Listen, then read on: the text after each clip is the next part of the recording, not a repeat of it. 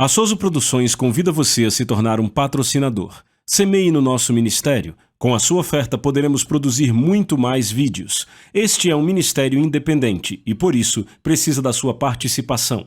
Inscreva-se no canal e compartilhe os vídeos. Seja um multiplicador desta visão. Os versículos usados nos vídeos que traduzimos nem sempre correspondem a versões em português. Muitas vezes precisamos traduzir do original em inglês para fazerem sentido no contexto do vídeo.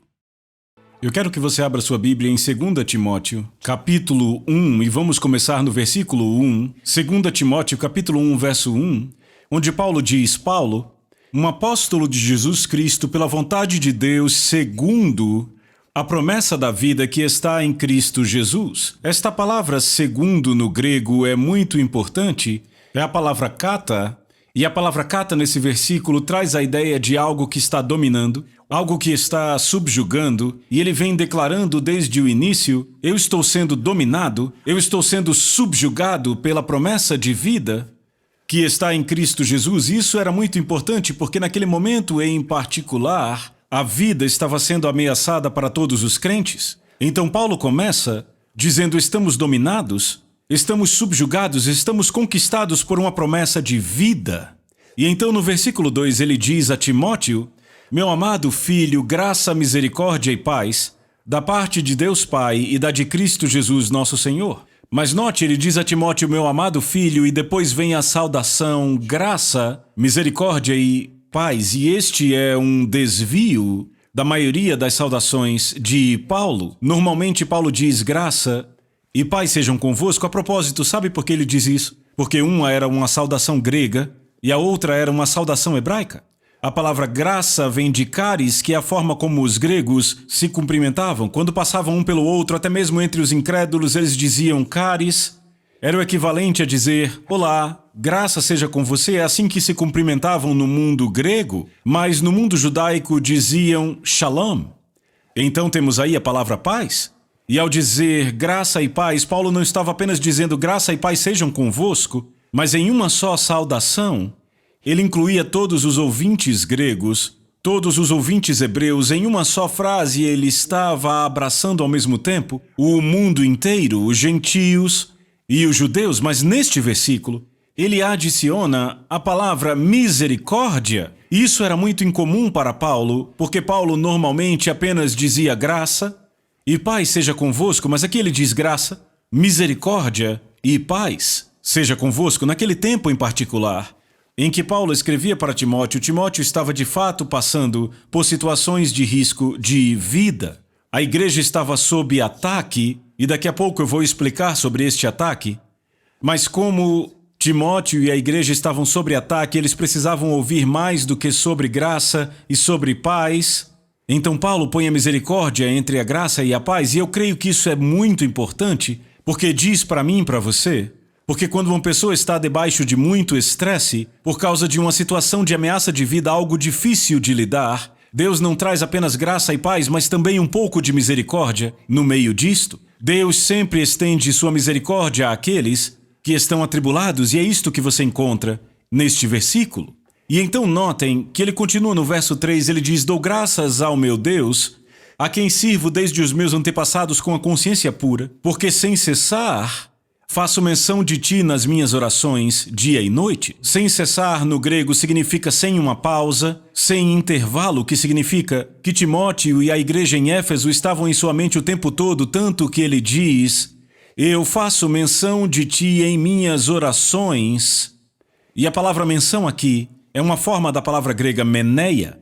E a palavra meneia é uma palavra grega para uma estátua, um monumento, ou um tipo de estátua grande que te lembra de algo que alguém fez ou de algum evento. Agora pense, qual é o propósito de uma estátua ou um monumento? Uma estátua te lembra alguém. Um monumento pode te lembrar de um evento específico, e toda vez que você vê aquela estátua, você se lembra do que a pessoa fez. Toda vez que vê o monumento, você se lembra do que aconteceu ali. E Paulo agora usa esta palavra meneia, e pode ser literalmente traduzida nas minhas orações. Eu estou construindo estátuas e monumentos seus. O que significa? Ele queria dizer, eu estou enchendo a sala do trono do céu com estátuas e monumentos seus em minhas orações. Para onde quer que Deus olhe, Ele te vê ali. Ele olha para cá e te vê aqui, Ele te vê ali, Ele te vê ali, porque eu estou construindo estátuas e monumentos seus com minhas orações no céu, de forma que Deus é continuamente confrontado por você e pelo que você está enfrentando. Deve ter sido um conforto para o coração de Timóteo saber que Paulo estava interessado por ele tão ferventemente e estava enchendo a sala do trono com suas imagens. Eu lembro quando a minha vovó Renner estava ficando bem velhinha. Um dia ela me disse: Rick, ela disse, eu não sirvo mais para nada a não ser para ficar nesta cadeira orando por você. Eu disse: vovó, deve ser a melhor coisa que você faz por mim. Por favor, continue chamando o meu nome para Deus em oração. E sabe o que é interessante? Você acha a mesma palavra meneia aqui traduzida como menção em Atos capítulo 10, quando a Bíblia diz que as orações de Cornélio tinham chegado como um memorial diante de Deus? É a mesma palavra, meneia. Isso nos diz que quando oramos eficazmente, quando oramos com fé, literalmente estamos construindo coisas diante de Deus, que Deus vê, com as quais Deus é confrontado, e nossas orações permanecem como monumentos sempre vivos, lembretes, para que Deus nunca esqueça por quem estamos orando e se mova em nosso favor. E Paulo disse a Timóteo: eu estou enchendo a sala do trono com estátuas e monumentos seus para que Deus seja confrontado com você e com o que você está enfrentando agora. E aí ele continua, e ele diz no verso 4, desejando muito ver-te, lembrando-me das tuas lágrimas, para me encher de alegria. Mas note que ele diz, lembrando-me das tuas lágrimas, e a palavra lágrimas aqui está no plural, não era apenas uma lágrima. Timóteo estava realmente chorando. De fato, você poderia traduzir lembrando-me do seu pranto. E alguns estudiosos dizem que quando Paulo recebeu uma carta de Timóteo, ele conseguia ver a mancha das lágrimas de Timóteo no pergaminho. Por que Timóteo estava chorando? Porque ele estava passando por uma situação de risco de vida. Bem, deixa eu te dar um pouco de história agora. Segure aí, porque vamos falar bastante de história, mas é importante que você tenha esta história para entender o contexto de 2 a Timóteo. Quando chegamos a 2 Timóteo, a situação é muito diferente de 1 Timóteo. Em 1 Timóteo, a igreja em Éfeso que Timóteo está liderando está prosperando, está crescendo. De fato, a igreja em Éfeso estava crescendo tão rápido que um estudioso estima que 50% da cidade de Éfeso tinha vindo para Cristo. Eles estavam vivendo o que chamaríamos de avivamento. Mas entre 1 Timóteo e 2 Timóteo, houve um interlúdio de 3 anos, e nestes 3 anos Nero enlouqueceu, e ele começou a perseguir crentes por todo o Império Romano e particularmente nas grandes cidades. E no momento em que chegamos a 2 Timóteo, a igreja está de fato sob ataque e as pessoas estão morrendo por causa da sua fé. E o fogo sempre revela o verdadeiro compromisso das pessoas. É muito fácil ser um bom amigo ou um bom cristão quando não te custa nada. Mas de repente, quando a sua fé lhe custa alguma coisa, você pode perder seus amigos, ou perder seu emprego, ou perder sua reputação, ou até perder a sua vida. Este tipo de fogo revela o quão autênticas as pessoas são. E em 2 Timóteo, Timóteo tinha sido devastado, porque as pessoas que ele pensava que estavam realmente comprometidas o abandonaram e elas foram embora. Elas saíram da igreja, abandonaram Timóteo, ele se sentiu esfaqueado pelas costas, ficou muito machucado, e não apenas isto, ele tinha desconfiança de que ele poderia ser preso. Ele poderia ser preso por sua fé, porque ele era o líder mais visível na cidade de Éfeso. E se conseguissem prendê-lo, e se ele fosse morto, isto miseravelmente assustaria todos os cristãos na sua fé e eles voltariam para os templos pagãos. E Timóteo sabia que tudo isso era uma perspectiva bem diante dele. E ele foi tomado por um espírito de medo. Sabemos disso por causa do verso 7, onde Paulo diz a ele: Deus não nos deu espírito de medo. A propósito, note que ele usa a palavra espírito. O medo é um espírito, dá para sentir. Quando o medo entra numa sala, é espiritual, isso te coloca num estado de pânico. E a palavra medo vem do grego deilia, que descreve algo que faz com que você seja um covarde, algo que faça com que você queira recuar e não encare a realidade. E Paulo continua. 2 Timóteo 1,7, Deus não nos deu espírito de medo, mas de poder e de amor e de uma mente sadia, mas quando você tem um espírito de medo, você não pode operar em poder, realmente não pode andar em amor. A palavra grega agape, porque você tem medo de todos, eles te machucaram, você está ferido e tem medo de se ferir novamente, então de fato não consegue operar em amor como deveria.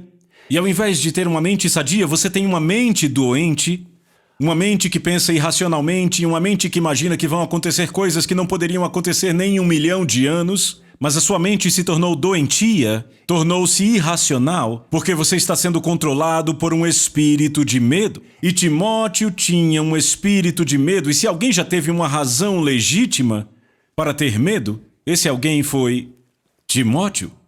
Mas Timóteo escreveu uma carta para o apóstolo Paulo, e derramou seu coração, disse: Paulo, eu estou machucado.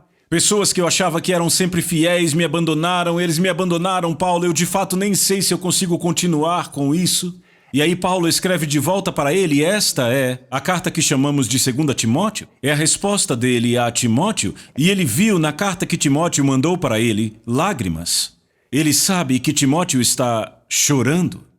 Nero enlouqueceu completamente. Deixa eu trazer um pouco de história sobre a família imperial. Tudo começa com Júlio César, e Júlio César foi o primeiro imperador do Império Romano. Ele teve um caso com Cleópatra, teve até um filho com Cleópatra cujo nome era Cesarião. Ele foi morto no Senado romano, foi esfaqueado nas costas brutalmente por 44 senadores, e logo depois disso, outro homem chegou ao poder cujo nome era Augusto, que era o sobrinho de Júlio César. E Augusto declarou que ele mesmo era Deus e governou o Império Romano por 56 anos, mas depois da sua morte, o seu filho adotivo, cujo nome era Tibério, se tornou governador do Império Romano. E, meus amigos, Tibério era um demente e ele era um pervertido. Na verdade, Tibério era tão pervertido que eventualmente se retirou para uma ilha chamada Capri, perto da costa da Itália, que ele transformou em uma ilha de orgias sexuais. Orgias aconteciam ali o tempo todo. Ele praticamente nunca saiu de lá. E lá naquela ilha estava o seu sobrinho, cujo nome era Calígula. E Calígula foi submetido a todo tipo de perversão sexual e abuso sexual. Foi horrível o que Calígula passou, mas finalmente Tibério morreu, depois de governar por 22 anos, e adivinha quem se tornou o governante do Império Romano? Calígula. E Calígula carregava dentro de si toda aquela dor, todas as cicatrizes, todos aqueles abusos, e agora ele está sentado no trono, ele é a pessoa mais poderosa de todo o mundo. E não obstante, nos primeiros 6 meses, ele até que foi muito bem, ele ficou muito doente no 6º mês do seu reinado, e depois que a febre o deixou, ele ficou louco, ele ficou insano. De fato, Calígula ficou tão louco que começou a se ver como se fosse o deus grego chamado Cronos. Cronos era um deus grego que tinha raiva da sua irmã, porque ela engravidou e quando ela deu à luz os bebês, Cronos comeu os bebês. Eu sei que isso é horrível, mas Calígula estava tão louco, ele via a si mesmo como Cronos, e quando sua irmã teve bebês, ele comeu os bebês, e ele matou sua irmã, e ele tinha mais uma irmã, e isso é muito importante para a história. O nome dela era Agripina, e ele teve uma relação incestuosa com Agripina, mas Calígula era tão doente, ele era tão pirado, que finalmente os soldados não aguentavam mais ser governados por ele e depois de 14 anos eles o assassinaram. E quando o assassinaram, vem Cláudio e se torna o governante do Império Romano. Cláudio era o tio de Calígula e era o sobrinho neto de César Augusto. Ele governou o Império Romano por 14 anos e adivinhe, casou com uma mulher chamada Agripina, que era a irmã de Calígula. Você verá Agripina aparecendo de novo e de novo. Ela era irmã de Calígula. Foi abusada sexualmente pelo seu irmão Calígula, imperador romano. E então Cláudio se torna um imperador e a mesma Agripina, irmã de Calígula, que tinha sido abusada, se casa com Cláudio e quando ela entra nesse casamento, ela já tinha sido casada, ela tinha um filho de um casamento anterior e o nome dele era Nero. Bem, Cláudio já tinha um filho. O nome dele era Britânico. E pela lei, Britânico se tornaria o próximo governante do Império Romano, mas a Agripina, que era uma mulher conivente, poderosa e muito manipuladora, uma mulher que tinha sido abusada, e os abusados às vezes se tornam abusadores, ela começou a manipular a situação e matou o seu marido Cláudio, o governante do Império Romano, dando a ele, alimentando-o com um monte de cogumelos envenenados. Quando Cláudio morreu, ela imediatamente declarou Nero o novo governante do Império Romano. A Agripina era a mãe de Nero. Então vemos esta mulher passando por 3 administrações. Primeiro, ela era irmã de Calígula, o imperador. Daí ela foi a esposa de Cláudio, o próximo imperador romano. E aí Nero se torna o governante do Império Romano e ela era mãe dele. É impressionante. E ela era tão manipuladora e tão ardilosa que ela tentou manipular Nero e, através dele, governar todo o Império Romano. Bem, de acordo com a história, os primeiros 5 anos de governo de Nero foram bem normais, mas depois de 5 anos, ele enlouqueceu. E só para você entender, ele se tornou o homem mais poderoso do mundo quando tinha 16 anos de idade. Você consegue imaginar dar todo o poder do mundo para um garoto de 16 anos, dizendo a ele que ele é Deus e que não há nada que ele não possa ter ou fazer? Aí temos Nero. E Nero estava tão apaixonado por si mesmo em sua própria divindade que ele declarou que ele iria derrubar a velha cidade de Roma e construir outra cidade no seu lugar e ia chamá-la Nerópolis, por causa do seu nome Nero. E bem no meio de Nerópolis, ele queria construir para si um novo palácio que ele chamaria de o Palácio Dourado. Ora, o Senado romano não o deixou fazer isso, não deixaria ele fazer isso. Disseram: o que você está falando? A cidade de Roma é antiga, é parte da nossa história. Você quer derrubar a parte central de Roma, que a propósito era onde todos os senadores viviam, para construir uma nova mansão para você? E disseram não. Então ele foi para o seu palácio fora da cidade e, a partir de lá, ele enviou servos para a cidade de Roma com a instrução de começar o incêndio. E começaram o incêndio no grande circo onde todas as corridas de bigas aconteciam. E as brasas daquele fogo começaram a se espalhar por toda a cidade de Roma. E Roma, embora tivesse grandes construções imperiais feitas de pedra, ela tinha milhares de pequenos barracos construídos de madeira, feno e palha onde viviam os escravos. Todos aqueles barracos pegaram fogo e, antes que eles percebessem, toda a cidade de Roma estava em chamas, particularmente a parte onde Nero queria construir a sua grande mansão. Quando o fogo finalmente foi extinto, a área onde Nero queria construir sua casa estava completamente limpa. De todas aquelas casas, tudo havia sido reduzido a escombros e brasas por causa do incêndio. E imediatamente Nero começou a construir o seu Palácio Dourado, que finalmente foi construído. Aquilo era tão grande, tinha 1.200 metros quadrados. Ora, se você acha que alguém tem uma casa grande, ninguém tem uma casa grande comparada à casa que Nero construiu. 1.200 metros quadrados. E como Nero acreditava que ele era Deus, ele erigiu no meio dela uma estátua de 30 metros de altura, que se parecia com Deus Hélios, mas ao invés do rosto de Hélios, tinha o rosto de Nero, como se Nero tivesse trazido a luz e a glória ao planeta. E finalmente o Senado disse: peraí, sabemos o que aconteceu? Nero queimou a cidade para ele construir esta casa. E o chamaram para o seu próprio julgamento, sua própria execução. E no caminho para o Senado, ele inventou uma ideia muito diabólica. Eu vou culpar esse novo grupo que há aqui na cidade chamado cristãos pelo incêndio. Eu vou transferir a culpa para eles. Deixa eu te dizer, a razão para eu te dar toda essa história imperial é porque eu quero que você entenda que se alguém podia ser pirado naturalmente, esse seria o Nero. Seus antecessores eram pirados, Calígula era um pirado, sua mãe era outra louca. De fato, ela era tão louca que acabou matando a sua própria mãe para tê-la fora da sua vida. Então, se alguém tivesse que ser louco naturalmente, esse seria Nero. Nero também era claramente influenciado por demônios. E quando finalmente ele ficou diante do Senado, ele disse: como vocês me acusam de queimar a cidade de Roma, eu vou dizer a vocês quem queimou a cidade de Roma. E os senadores disseram: nos diga e nos dê provas. Ele disse: aquele grupo da cidade, esse grupo novo, chamados cristãos, eles estão aí pelas nossas esquinas pregando, foram eles que queimaram a cidade de Roma. Número 1, ele disse que os cristãos eram anti-governo, eles são anti-governo.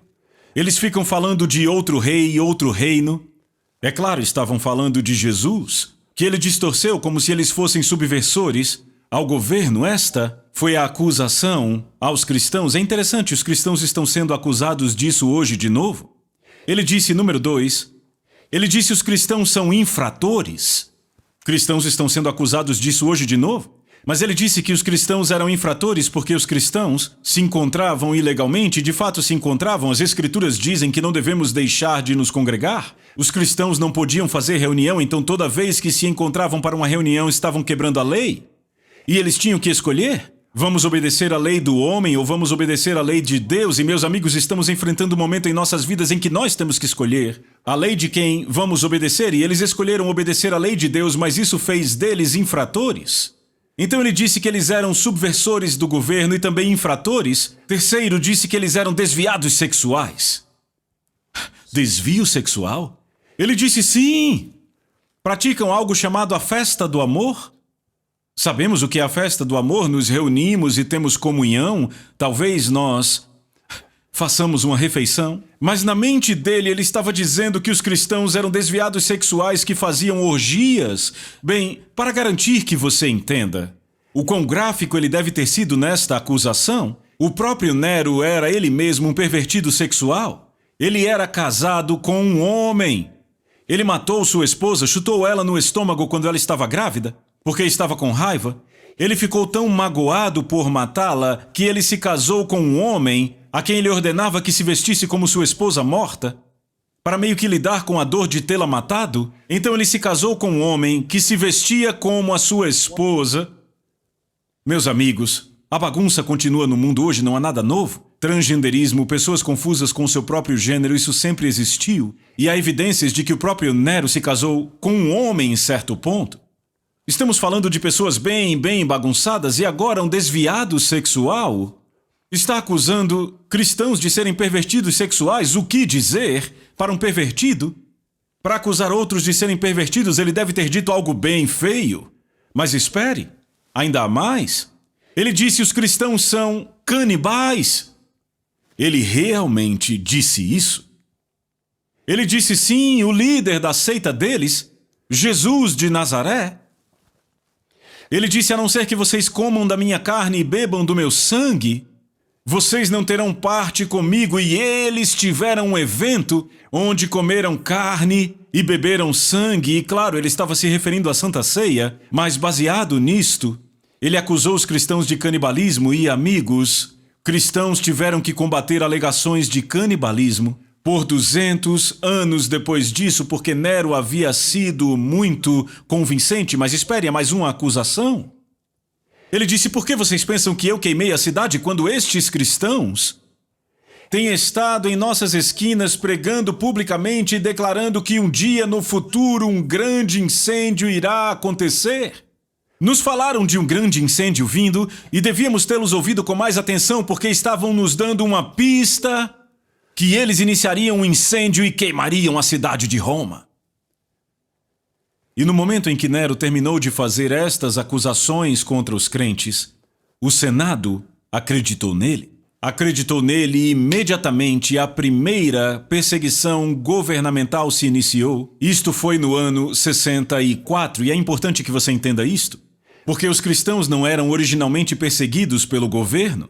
Originalmente era uma perseguição religiosa pelos judeus contra os cristãos. A primeira perseguição governamental aconteceu no ano 64, depois que Nero Entregou todas estas alegações ao Senado romano e de repente os cristãos começaram a ser caçados como animais selvagens.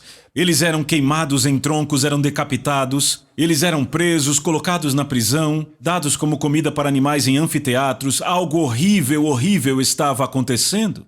Mas tudo isso aconteceu devido a Nero ter procurado um bode expiatório para pôr a culpa pelo incêndio. Tudo isto é o contexto do livro de 2 Timóteo. Então agora, Timóteo é o líder de uma grande igreja em Éfeso que nunca conheceu perseguição governamental. Já havia perseguição religiosa, mas nunca perseguição do Estado. Mas agora, a perseguição do Estado irrompeu por todo o império, particularmente nas grandes cidades. E as maiores cidades no Império Romano eram Roma, Alexandria, Antioquia e Éfeso, e estas 4 cidades especialmente estavam sob ataque, estavam perseguindo os crentes, e neste momento de fogo, muitas pessoas que Timóteo achava que seriam fiéis até o fim, disseram: até mais, pastor. Foi divertido servir a Jesus enquanto não nos custava nada. Mas ei, agora o jogo mudou, agora isso vai nos custar algo, e as pessoas das quais ele achava que poderia depender, deram um balão nele e foram embora. E lá estava ele, liderando a maior igreja do mundo. A igreja de Éfeso era a maior do mundo e agora estava ruindo tão rapidamente que não dava nem para saber quantas pessoas estavam deixando a igreja por causa do espírito de medo. E é por isso que Timóteo escreve esta carta para Paulo e diz: Paulo, por favor, me ajude, eu estou muito magoado, eu estou com um espírito de medo, eu não sei como lidar com a minha igreja, eu não sei mais nem escolher novos líderes porque eu fui tão machucado pelos antigos líderes. Qual será a chance de eu ser enganado de novo, esfaqueado pelas costas de novo? Ele está derramando seu coração nesta carta para Paulo. E onde está Paulo? Paulo está numa prisão em Roma. Timóteo era um homem livre. E ele estava escrevendo para Paulo que estava na prisão em Roma. Por que ele estava na prisão? Porque o governo romano havia pego os principais líderes cristãos para acusá-los de serem os chefes dos incendiários pelo incêndio que havia queimado a cidade de Roma. Agora Paulo está na prisão em Roma. Ele não está sendo perseguido como cristão. Ele foi preso pela acusação de incendiário. O que, a propósito, é a razão para a maioria dos cristãos serem mortos queimados num poste. No Império Romano, você morria de acordo com seu crime. Se fosse um ladrão, roubasse com sua mão, cortavam sua mão. Se fosse um incendiário, te queimariam. Por isso que muitos cristãos foram mortos queimados na fogueira. E então Paulo está na prisão em Roma. E a grande novidade em Roma é que haviam encontrado um dos principais incendiários que havia planejado o incêndio em Roma, e como Paulo estava na prisão, ele não conseguia nem se defender. As fake news estavam lá fora, escrita em todas as paredes, em todos os lugares públicos. Encontramos um dos chefes incendiários, ele está na prisão. A cidade inteira de Roma está falando sobre este incendiário, Paulo, que está na prisão. E pelo fato de Paulo ser um cidadão romano, ele tem direito de receber cartas e recebe uma de Timóteo, e Timóteo está escrevendo para Paulo, Paulo que certamente estava encarando a morte, e Timóteo diz: Paulo, você nem consegue entender o que eu sinto, não consegue entender o espírito de medo com o qual estou lidando, a dor que eu sinto. Ele está escrevendo para Paulo, que está na prisão, encarando a morte. Para mim é impressionante o fato de acharmos que nosso problema é pior do que o problema dos outros. Meu amigo, seu problema não é pior do que o de outras pessoas, você não está tão mal assim. Você só tem um espírito de medo. Mas aí ele escreve para Paulo que esse sim tem problemas sérios e diz: me ajude. E aí Paulo escreve de volta, 2 Timóteo, e diz: eu vi a sua carta, eu vi as suas lágrimas, sei que você está em prantos, que está chorando. E aí ele diz a Timóteo: eu quero te lembrar de algumas coisas. Veja o que ele diz. Verso 5, esta é uma declaração muito incomum. Ele diz, trazendo à memória a fé não fingida que há em ti, a qual habitou primeiro em tua avó Lóide e em tua mãe Eunice, e estou convencido de que também habita em ti. E aí ele diz no verso 6, por este motivo, eu te lembro que despertes o dom de Deus que está em ti pela imposição das minhas mãos. Agora pense nisso. Timóteo está clamando por ajuda. Por favor, me ajude, envie-me uma carta, comunique-se comigo, me diga como vou lidar com minha situação. E como Paulo começa a falar com Timóteo, ele diz: Timóteo, eu consigo me lembrar da fé não fingida que há em você, que primeiro habitou em tua avó Lóide e em tua mãe Eunice, e estou convencido de que também em ti. Ele começa lembrando a Timóteo sobre o seu passado. Pessoas normalmente enfrentam espírito de medo quando tudo o que estão fazendo é olhar para o futuro. Há algo como um presságio, algo parece desafiador, e elas estão esquecendo aquilo pelo que já passaram no passado. Amados, nunca esqueçam as obras do Senhor na sua vida. Elas te dão uma plataforma para lidar com o seu futuro, te lançar no futuro. Mas quando você esquece a fidelidade de Deus no passado, isso te faz tremer quando você olha para o futuro. Se tudo que você está fazendo é olhar para o futuro, você precisa pausar tudo agora e se virar e repassar todas as coisas pelas quais você já passou. Você teve momentos no seu passado em que você achava que não sobreviveria, você achava que não ia conseguir pagar as contas, mas pagou. Você não sabia se teria um lugar para morar, mas hoje você tem. Não sabia se conseguiria comer, mas o fato é que você tem comido e comido e comido. Talvez hoje você até precise perder peso. Você se deu bem. Embora você tenha passado por muitas coisas difíceis, você passou por todas elas, a fé funcionou, Deus foi fiel, e se você passou por tudo isso e chegou no seu presente, isso vai te mover certamente. E aí você poderá olhar para o seu futuro com confiança. E é por isso que ele está lembrando a Timóteo sobre o passado. Ele diz a Timóteo: quando eu lembro desta fé não fingida que há em você, que primeiro habitou na tua avó Lóide e na tua mãe Eunice, era o mesmo que dizer: ei, Timóteo, dê uma pausa em tudo isso, deixa eu te lembrar de algumas coisas. Eu conheci a tua avó. A sua avó tinha uma fé realmente viva e não fingida. Ela enfrentou tantas coisas e passou por elas, e Deus nunca falhou com ela. Deus foi fiel com a sua avó. E a propósito, eu também conheci a tua mãe. E a sua mãe também tinha o mesmo tipo de fé autêntica, inquebrável, não fingida. A fé funcionou para sua mãe, Deus foi o tempo todo fiel para com ela. Ele está passando junto com Timóteo por todo o passado, dizendo: Deus foi fiel aqui, Deus foi fiel aqui, Deus foi fiel aqui, e eu estou convencido que esta mesma fé não fingida está em você também. O que esta expressão não fingida significa? Bem, acredite ou não, a expressão não fingida seria melhor traduzida como uma fé não hipócrita. Veja, uma fé não hipócrita. Para entender, você precisa entender de onde vem a palavra hipócrita. A palavra hipócrita é uma palavra antiga grega para um ator que usava uma máscara. No mundo grego e romano, quando os atores subiam no palco e representavam seus papéis, eles usavam máscaras. Representavam papéis, usavam máscaras. E para te ajudar a entender, eu tenho aqui uma máscara de verdade do mundo grego. Ela é muito antiga. Ela é de antes do 1º século, então esta pequena máscara tem mais de 2000 anos. E ela foi usada por um ator que estava no palco. Os atores usavam máscaras e eles fingiam ser quem eles não eram.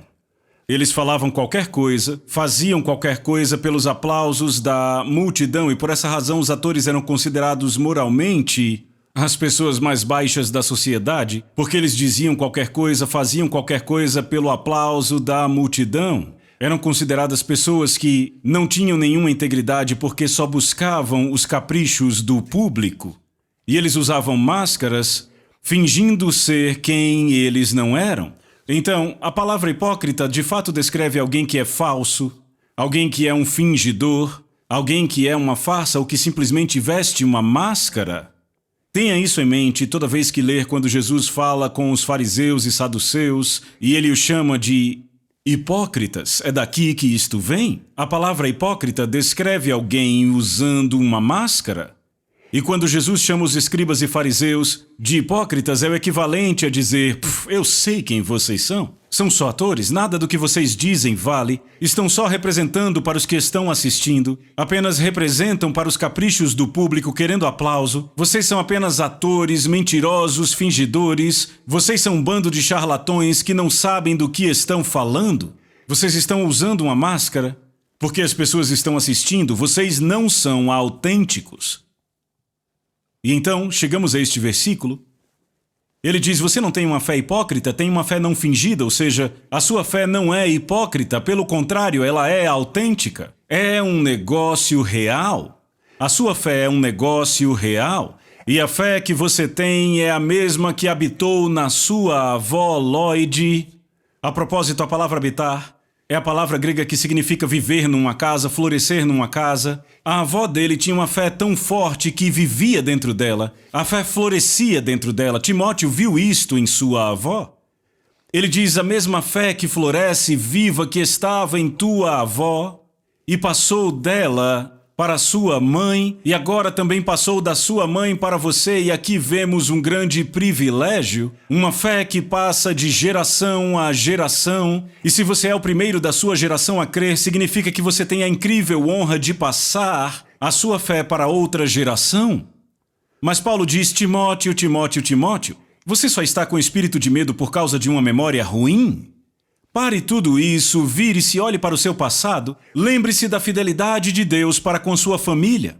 A sua avó tinha uma fé muito autêntica, a sua mãe tinha uma fé muito autêntica, Deus estava com elas. Ande com tudo isto em mente, porque eu estou certo que esta mesma fé vive em você, Timóteo. Você tem uma fé real e inquebrável.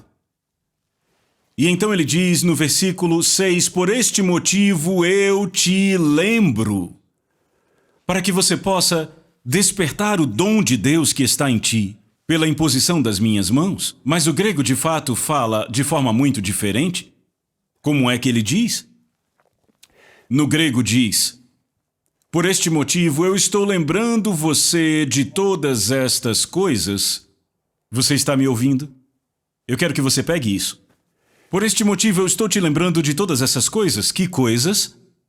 Que a sua avó tinha uma fé verdadeira e autêntica, deu isso para a filha dela, que é a sua mãe, que também tinha uma fé autêntica e inquebrável. Pelo registro de Deus com a sua família, ele foi sempre fiel, fiel, fiel, fiel, e agora eu estou te lembrando de todas estas coisas. E o grego diz, para que pela sua lembrança dessas coisas, você desperte o dom de Deus que há em você, pela imposição das minhas mãos. Paulo diz pela lembrança delas. Você desperta o dom de Deus? Despertar é uma palavra grega que significa reacender as brasas. Pegue uma ferramenta, coloque no meio das brasas e comece a mexer nas brasas. Mexa no carvão até que finalmente o fogo volta a queimar de novo. E você não faz isso sem um mexedor de carvão? Ora, qual o mexedor de carvão que Deus pôs em suas mãos? Lembrar-se. É o que ele diz aqui, que pela sua lembrança, mexendo no carvão, voltando para reativar de novo aquelas memórias, para que, por você se lembrar de tudo isto, você desperte o dom de Deus que está em você, pela imposição das minhas mãos. A maioria das pessoas quer que alguém imponha as mãos sobre elas, para que elas sejam despertadas. Isso é bom. Se isso for possível, é maravilhoso, mas o que você vai fazer? Se não houver ninguém por perto para impor as mãos, tudo bem, você vai ficar bem porque você tem memória. Você pode usar a sua memória para despertar a si mesmo, por exemplo. No meu próprio ministério, eu já enfrentei mais momentos de dificuldade que eu tenho tempo para te contar. Recentemente eu escrevi toda a nossa autobiografia e chamei de improvável, porque tudo sobre nós é improvável termos sobrevivido, é improvável o que estamos fazendo.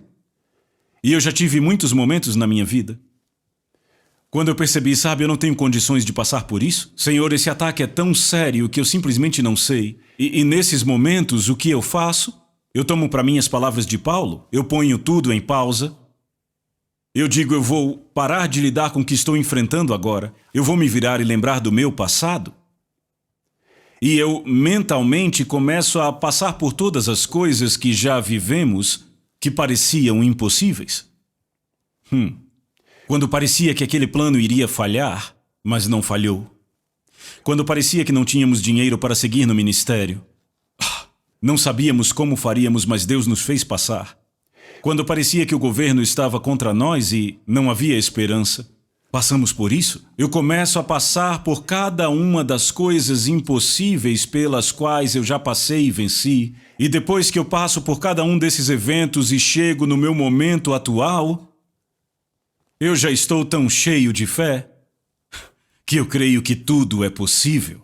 Se Deus pôde fazer isso e isso e isso e isso, se o registro que Deus tem comigo é só de fidelidade, fidelidade, fidelidade, quem sou eu então para pensar que esta nova situação é grande demais para Ele ou grande demais para mim? Maior é aquele que está em mim do que o que está no mundo? É por me lembrar que eu desperto o dom de Deus que há em mim. Foi o que Paulo disse. Ele diz, ei Timóteo, quer saber por que estou falando da sua família? É porque eu quero que você lembre de algumas coisas. Eu quero que você lembre do seu passado. Eu trago à sua memória todas estas coisas que pela sua lembrança delas, você desperta o dom de Deus que está em você. A sua memória é o mexedor de brasas que você enfia no fogo para se agitar, para se despertar.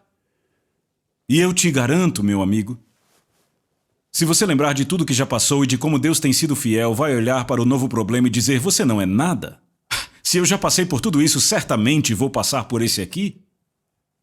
E Paulo diz, por esse motivo eu te lembro, por você se lembrar de todas estas coisas, que despertes o dom de Deus que está em ti pela imposição das minhas mãos. E então no versículo 7, Paulo diz, pois Deus não nos deu espírito de medo, veja, espírito. No grego é uma palavra que descreve um espírito. Você percebe quando ele entra numa sala? Imediatamente a atmosfera muda, o sentimento na sala muda, é uma coisa espiritual que acontece e começa a produzir em você medo. De novo vem do grego deilia, que descreve um covarde ou alguém que retrocede para se proteger. Ao invés de avançar para lidar com a vida, você tenta se esconder da vida. Timóteo estava tentando se esconder dos problemas ao invés de lidar com eles. Meus amigos, isso não funciona, você tem que lidar com o que está diante de você. O espírito de medo vai fazer com que você entre num modo de retroceder. E ele adiciona, Deus não nos deu espírito de medo, mas de poder, e de amor, e de uma mente sadia. A palavra poder vem da palavra dunamis. Eu sei que você conhece essa palavra dunamis, mas deixa eu te dar uma visão sobre dunamis que talvez você nunca tenha ouvido. A palavra dunamis é a palavra grega exata que descrevia uma força da natureza como um furacão. Descrevia um tornado. Seria a palavra para descrever um terremoto. A palavra dunamis também é a palavra grega que foi muitas vezes usada para descrever todo o poder de avanço do exército romano. Ao invés de recuar num espírito de medo, quando o Espírito de Deus está operando em você, você se torna uma força da natureza sobrenatural. Torna-se como um furacão divino, um tornado divino que limpa coisas que precisam ser removidas. Você se torna um terremoto para sacudir as coisas. Quando o poder de Deus opera em você, você é divinamente capaz de avançar em marcha e tomar novos territórios. Tudo isso nesta palavra poder. Mas aí ele diz que Deus também nos deu amor. Amor vem do grego agape, que é um amor de alto nível. A palavra agape descreve um amor completamente sem amarras, é um amor que nunca pode ser ferido, nunca pode ser decepcionado porque não tem expectativas. Meus amigos, se você se desapontou com alguém, provavelmente não estava andando em amor ágape, porque esse tipo de amor ama independentemente de como as pessoas respondem ou não respondem. Timóteo estava magoado com pessoas que o abandonaram. Ele precisava de um amor de alto nível, porque você não pode ser ferido. Quando se move em um amor de alto nível e, por fim, Deus te deu uma mente sadia. Eu amo isto no grego. É a palavra sofronismos, que vem de sozo, que significa ser salvo ou ser liberto ou ser preservado. e a palavra phron, que é a palavra grega para inteligência de alguém ou para cérebro, e quando se juntam, eu digo, a tradução mais fácil para sofronismos, que é traduzida como moderação ou mente sadia, seria um cérebro salvo, como se Deus tivesse te dado uma cabeça liberta. Com um espírito de medo, você fica irracional. Fica ilógico, porque você tem um espírito de medo, mas Deus não te deu esse espírito de medo. Ele te deu uma mente que é sofrenismos. Ela é livre, ela é liberta, ela é curada, ela não deve ser afetada por coisas exteriores. Você pode reivindicar tudo isto? E então Paulo diz no verso 8, vamos encerrar esta primeira parte aqui. Portanto, não te envergonhes do testemunho de nosso Senhor, nem de mim que sou prisioneiro seu, antes participa das aflições do Evangelho segundo o poder de Deus. Mas notem, ele diz, portanto, não te envergonhes, mas no grego é algo proibitivo, ele diz, pare de se envergonhar. Ora, isso nos diz, a que extensão, um espírito de medo o havia tomado? Ele estava envergonhado de ser um cristão. Falavam coisas ruins sobre os cristãos, e ele tentado a se envergonhar, e essa palavra envergonhar vem de enrubecer, ficar vermelho de vergonha, porque ele era cristão e as pessoas estavam falando coisas ruins sobre os cristãos, e Paulo diz, pare de ter vergonha de mim e do Senhor. Timóteo tinha medo até de se associar com Paulo. Paulo era o assunto do momento, ele estava numa prisão em Roma. Timóteo nem sabia se deveria manter seu relacionamento com Paulo, porque isso poderia lhe custar a vida, estar numa relação com Paulo. E Paulo diz a Timóteo, pare com isso agora. Lance fora o espírito de medo, pare de se envergonhar do Senhor ou de mim, que sou prisioneiro dele. E então ele diz, antes, participa das aflições do Evangelho segundo o poder de Deus. Agora eu sei que nenhum de nós quer abraçar as aflições, mas aqui, Paulo diz, se tiver de enfrentar dificuldades em frente, ele diz, antes participa. Participa de quê? Das aflições do Evangelho. E às vezes, aflições vêm com o Evangelho. Temos que lembrar que somos portadores da luz e Satanás odeia a luz e odeia aqueles que carregam a luz. Ele tenta nos insultar. Ele tenta espalhar rumores sobre nós que não são verdade. Ele tenta nos derrubar. E amigos, isso vem com o território. Eu não estou dizendo para você sair por aí aceitando tudo pela fé. Os ataques vêm.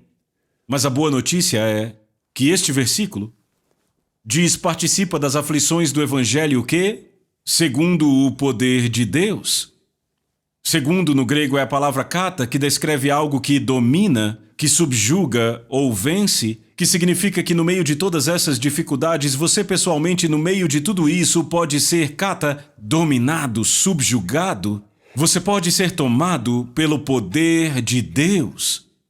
O que significa, e esta é a verdade, eu sou testemunha disso, muitos são testemunhas disso, a história está cheia de testemunhos sobre isso, que quando os crentes sofrem por sua fé ou tomam uma posição de recusar-se a ceder, o poder de Deus aparece. Você sofre segundo o poder de Deus. Então você não está lidando com isso sozinho, mas de repente o poder de Deus aparece e no meio dessa situação você é dominado, você é tomado, você é subjugado pelo poder divino de Deus que lhe permite que você seja forte, mesmo que se sinta como se estivesse no meio do fogo. A Soso Produções convida você a se tornar um patrocinador. Semeie no nosso ministério. Com a sua oferta poderemos produzir muito mais vídeos. Este é um ministério independente e, por isso, precisa da sua participação. Inscreva-se no canal e compartilhe os vídeos. Seja um multiplicador desta visão.